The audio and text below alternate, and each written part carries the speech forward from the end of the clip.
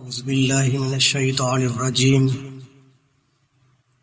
بسم اللہ الرحمن الرحیم۔ آج سورۃ الشعراء کی آیت نمبر 20 سے ترجمہ کریں گے۔ من کان یرید حرث الآخرۃ نزد لہ فی حرثہ ومن کان یرید حرث الدنیا نؤتہ منہا وما لہ فی الآخرۃ من نصیب۔ اس میں اللہ تبارک و تعالیٰ فرماتے ہیں من کان یرید حرث الآخرۃ، جو شخص چاہتا ہے آخرت کی کھیتی، نزد لہ فی حرثہ، تو ہم زیادتی کر دیں گے اس کے لیے اس کی کھیتی کے اندر۔ یعنی آخرت کی کھیتی کا مطلب یہ کہ آخرت کو زیادہ چاہتا ہے، نیک اعمال کرتا ہے، نماز روزے کی پابندی کرتا ہے، یہ آخرت کی کھیتی ہے۔ جو شخص چاہتا ہے آخرت کی کھیتی کو، نزد لہ فی حرثہ، ہم زیادہ کر دیں گے اس کے لیے اس کی کھیتی میں۔ ومن کان یرید حرث الدنیا نؤتہ منہا، اور جو شخص چاہتا ہے دنیا کی کھیتی کو، دنیا کی کھیتی کا مطلب یہ کہ دنیا ہی کا طلبگار ہے، بس پیسہ ملنا چاہیے، جیسے بھی آ جائے، حلال آ جائے حرام آ جائے، کوئی پرواہ نہیں، پیسہ ہونا چاہیے، گاڑی ہونی چاہیے، حلال طریقے سے ہو حرام طریقے سے، کوئی پرواہ نہیں۔ یہ دنیا کی کھیتی کی طلبگاری ہے۔ جو شخص دنیا کی کھیتی کا طلبگار ہے، نؤتہ منہا، ہم اسے اس کھیتی میں سے بھی دے دیں گے۔ وما لہ فی الآخرۃ من نصیب، لیکن اس شخص کے لیے آخرت میں کوئی حصہ نہیں ہوگا۔ اس آیت مبارکہ میں اللہ نے فرمایا کہ جو بندہ آخرت کا طلبگار ہوتا ہے نا، ہم اسے آخرت دے دیتے ہیں۔ یعنی جو مانگتا ہے اللہ سے، ہدایت مانگتا ہے، توفیق مانگتا ہے، آخرت کی کھیتی کا طلبگار، آخرت مل جائے گی، بلکہ آخرت کی کھیتی کے لیے کچھ ہم زائد بھی اس کو لے کر دیں گے، کچھ یعنی جتنے وہ اعمال لے کر آئے گا، اب ہم اپنے فضل سے ان کے اعمال کے اندر زیادتی کر دیں گے۔ جیسے کہ آپ جانتے ہیں قرآن مقدس میں آتا ہے من جاء بالحسنۃ فلہ عشر امثالہا، جو بندہ ایک نیکی لے کر آئے گا، اللہ 10 گنا نیکی بنا کے اس کو اجر عطا فرمائے گا۔ لیکن جو دنیا کا طلبگار ہوگا تو اللہ کہتے ہیں دنیا جتنی بھی مانگتا رہے گا نا، ہم اسے دنیا میں سے کچھ دے دیں گے، کتنی، وہ بھی جتنی ہم چاہیں گے۔ لیکن دنیا کے طلبگار کے لیے وما لہ فی الآخرۃ من نصیب، آخرت میں کوئی حصہ نہیں ہوگا۔ ولولا کلمۃ الفصل لقضی بینہم، اور اگر کلمہ فصل نہ ہوتا، لقضی بینہم، تو البتہ ان کے درمیان فیصلہ کر دیا جاتا۔ کلمہ فصل کا مطلب یہ ہے کہ اللہ کی طرف سے ایک فیصلہ اٹل نہ ہوتا تو پھر آج ان کا فیصلہ کر دیا جاتا۔ وَإِنَّ الظَّالِمِينَ لَهُمْ عَذَابٌ عَلِيمٌ، اور بے شک ظالموں کے لیے دردناک عذاب ہوگا۔ علیم، علم سے علم کہتے دردناک عذاب ہوگا ظالموں کے لیے۔ تَرَى الظَّالِمِينَ مُشْفِقِينَ مِمَّا كَسَبُوا، آپ دیکھیں گے ظالموں کو کہ مشفقین، یہ ڈر رہے ہوں گے، ڈرنے والے ہوں گے، مما کسبوا، ان چیزوں کی وجہ سے جو انہوں نے کمائی ہیں، وَهُوَ وَاقِعٌ بِهِمْ، اور یہ عذاب تو ان کو واقع ہو کر رہے گا۔ وَالَّذِينَ آمَنُوا وَعَمِلُوا الصَّالِحَاتِ، اور وہ لوگ جو ایمان لے کر آئے ہیں اور عمل کیے ہیں انہوں نے نیک نیک۔ یہ اس طرح کی آیات مبارکہ آپ نے دیکھا ہوگا، خاص طور پہ جو حضرات درس میں بیٹھتے ہیں، ایمان لائے عمل صالح کیا، ایمان لائے اعمال صالح کیا، اس طرح کی آیات مبارکہ بار بار آتی ہیں قرآن مقدس میں۔ ایک چیز ان میں اتفاق والی وہ یہ ہے کہ جہاں بھی اللہ نے کہا نا کہ ایمان لائے، تو ایمان کے ساتھ اللہ نے کہا ایمان لائے اور اعمال صالحہ بھی کرے۔ یعنی ایمان لا کر یہ نہیں ہے کہ کلمہ پڑھ لیا تو بس ٹھیک ہے، نماز بھی جا رہی ہے، روزے بھی جا رہے ہیں، سچ بھی جا رہا ہے، سچ بھی بولی جا رہے ہیں، جھوٹ بھی بولتے جا رہے ہیں۔ نہیں، جہاں اللہ قرآن میں ذکر فرماتے نا ایمان لائے، تو ایمان کے ساتھ اللہ کہتے ہیں اعمال صالحہ بھی کیے۔ تو اللہ تبارک و تعالیٰ نے ہمیں ایمان کی دولت عطا کی ہے، تو ایمان کے ساتھ اب ہمیں اعمال صالحہ کرنے کا بھی حکم ہے۔ اور وہ لوگ جو ایمان لائے اور عمل کیے نیک نیک، فی روضات الجنات، وہ جنت کے باغات میں ہوں گے۔ لہم ما یشاءون عند ربہم، ان کے لیے وہی ہوگا جو وہ چاہیں گے اپنے رب کے ہاں، جو کچھ چاہیں گے جنت میں اللہ ان کو عطا کریں گے. ذالک هو الفضل الکبیر، اور یہ بہت بڑا اللہ تعالیٰ کا فضل ہے ان پر، یہ اللہ کا بہت بڑا فضل ہے. ذالک الذی یبشر اللہ عبادہ، یہی وہ چیز ہے کہ اللہ تبارک و تعالی بشارت دیتے ہیں اپنے ان بندوں کو، الذین آمنوا وعملوا الصالحات. پھر آ گیا کون سے بندے؟ جو ایمان لاتے ہیں اور عمل کرتے ہیں نیک نیک. یہاں پر ایک بات میں اور واضح کر دوں کہ دیکھیں بعض لوگوں کے ذہن میں یہ بھی آتا ہے نا کہ بھی اللہ تعالیٰ بڑا غفور رحیم ہے تو اللہ بخش دیتا ہے، تو اللہ واقعتاً بڑا غفور رحیم ہے، اس میں کوئی شک نہیں ہے. لیکن یاد رکھیے کہ بخشش اللہ کی طرف سے جو مل جائے گی نا گناہوں کی، تو گناہوں کو معاف کر کے اللہ پاک جنت عطا کر دیں گے. لیکن جنت کے جو درجات ہیں وہ اعمال کی بنیاد پر اللہ پاک نے عطا فرمائے. یعنی اتنی قدر ہی کافی ہے کہ اللہ پاک بندے کے گناہوں کو معاف کر دے تو جنت ہے. جنت میں پھر آگے درجات ہیں، بہت بڑے بڑے درجات ہیں. تو وہ درجات اللہ تبارک و تعالیٰ نے اعمال صالحہ کی بنیاد پر دینے ہیں کہ جن ایمان والوں نے ایمان بھی لے کر آئے اور ایمان کے ساتھ اعمال صالحہ بھی کیے ہوں گے. یعنی ایک وہ ہے کہ جو ساری زندگی گناہ کرتا رہے، اللہ پاک نے معاف کر کے جنت دے دی ہے. ایک وہ ہے کہ جو ایمان بھی لائے اور ساری زندگی اعمال کرتا رہے. ان دونوں کے درمیان جنت میں درجات میں پھر بھی فرق ہوگا. یعنی یہ جو اعمال صالحہ ہے یہ ان کی وجہ سے ان کو بھی اللہ پاک نے درجہ دیا ہے. تو اعمال صالحہ کی وجہ سے اللہ پاک پھر بھی ان لوگوں کے درجات سے زیادہ اونچے رکھیں گے کہ جن کو معاف کر کے اللہ پاک نے جنت دے دی ہے. تو لہذا نماز کی بڑی اہمیت ہے، قرآن کی بڑی اہمیت ہے، روزے کی بڑی اہمیت ہے. تو اللہ اس چیز کی خوشخبری دیتے ہیں اپنے بندوں کو، وہ بندے جو ایمان لے کر آئے اور عمل کیے ہیں نیک نیک. قل لا اسألکم علیہ اجرا، اے نبی آپ کہہ دیجئے کہ میں تم سے سوال نہیں کرتا اس تبلیغ پر، اس دعوت پر کوئی سوال نہیں کرتا تم سے.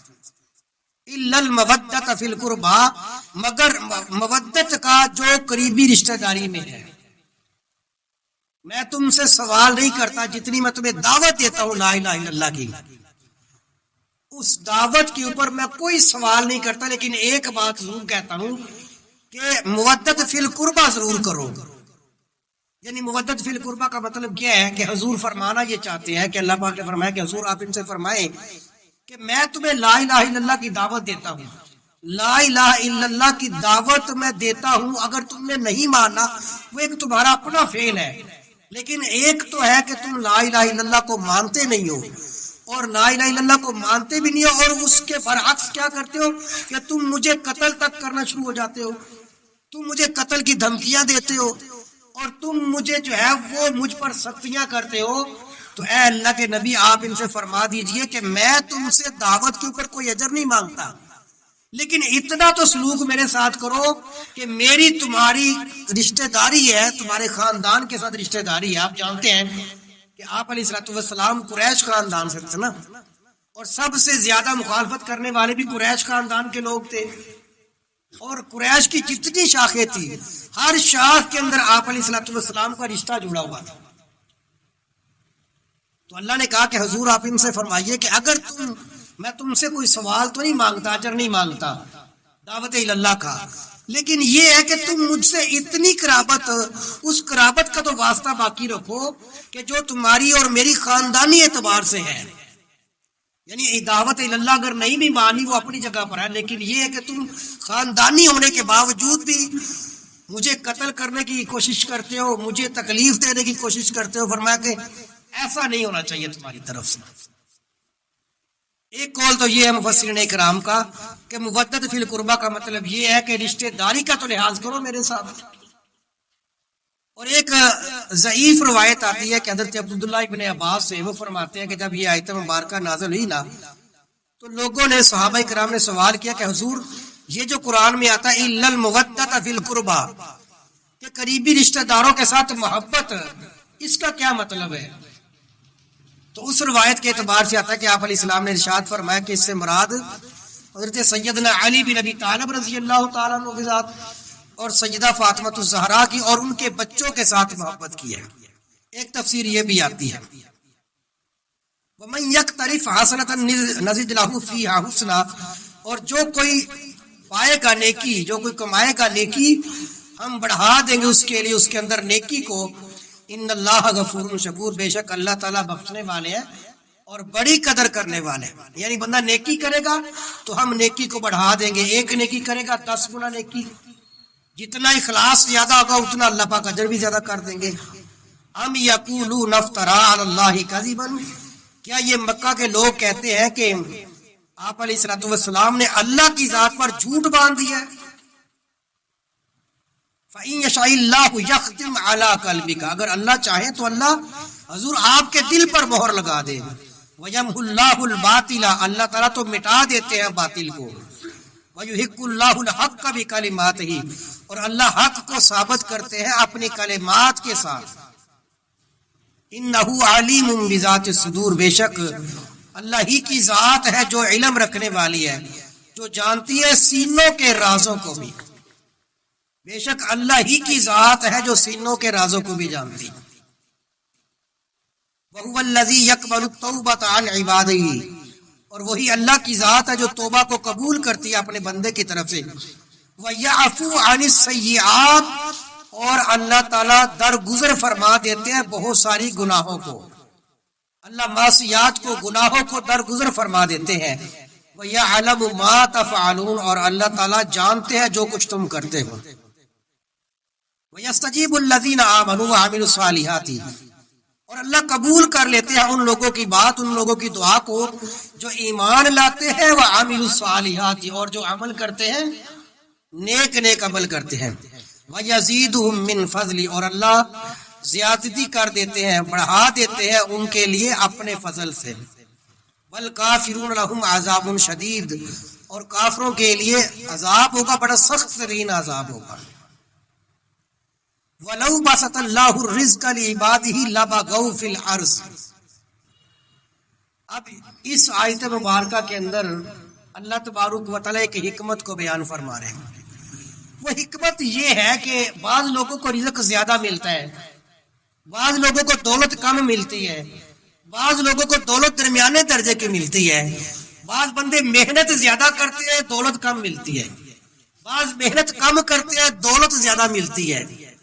تو اللہ تبارک و تعالیٰ اس کی حکمت بیان فرما رہے ہیں کہ یہ وجہ کیا ہے کہ میں کسی کو کم دیتا ہوں, کسی کو زیادہ دیتا ہوں, سب کو زیادہ کیوں نہیں دیتا ہوں, اس کی وجہ کیا ہے.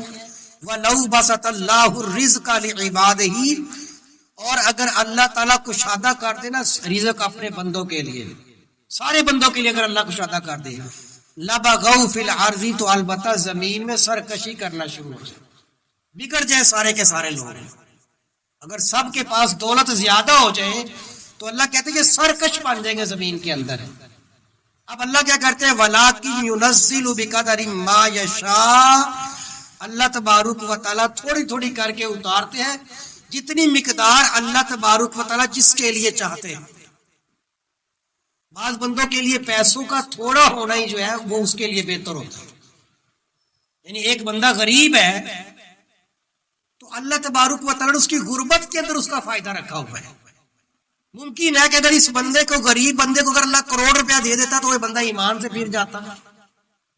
تو اللہ تبارک و تعالیٰ نے بعض بندوں کو تھوڑے پیسے دیے ہیں, بعض کو زیادہ دیے, تو اس کے اندر بھی اللہ تبارک و تعالیٰ کی حکمت ہے کہ اس کے لیے اتنا ہی بہتر تھا جتنا اللہ پاک نے اس کو اس کے اندر رکھا ہوا ہے. اگر سارے لوگوں کو پیسے اللہ پاک کھلے دے دیتا, سب کے پاس دولت زیادہ ہوتی, تو اللہ کہتے کہ زمین میں بھی سرکشی بن جاتی, لوگ پریشان ہو جاتے. وَلَٰكِن يُنَزِّلُ بِقَدَرٍ مَا يَشَاءُ, لیکن اللہ تعالیٰ اتارتے ہیں تھوڑی تھوڑی مقدار کے ساتھ جتنی اللہ تبارک و تعالیٰ چاہتے ہیں.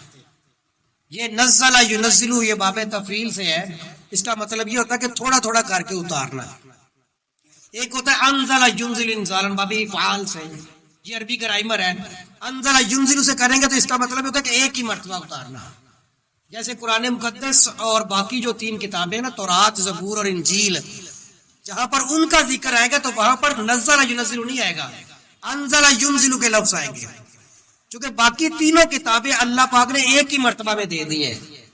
قرآن مقدس کو اللہ تعالیٰ نے تھوڑا تھوڑا کر کے دیا ہے، اس لیے جہاں بھی قرآن کا لفظ آئے گا تو نزل ینزل کے لفظ کے ساتھ آئے گا، انزل ینزل کے ساتھ نہیں آئے گا. جبکہ تورات، زبور اور انجیل کا جہاں ذکر آئے گا وہاں پر انزل ینزل کے ساتھ آئے گا. تو یہاں بھی آ رہا ہے وَهُوَ الَّذِي وَلَٰكِن يُنَزِّلُ بِقَدْرٍ مَّا يَشَاءُ.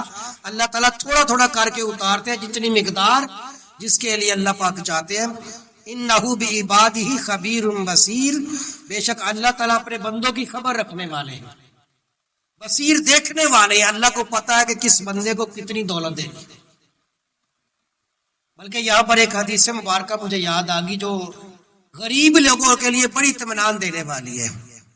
اللہ کے نبی علیہ السلام نے فرمایا کہ جو بندہ اللہ تعالیٰ کے تھوڑے رزق پر راضی ہو جائے گا نا، اللہ تعالیٰ اس کے تھوڑے عملوں پر راضی ہو جائیں گے.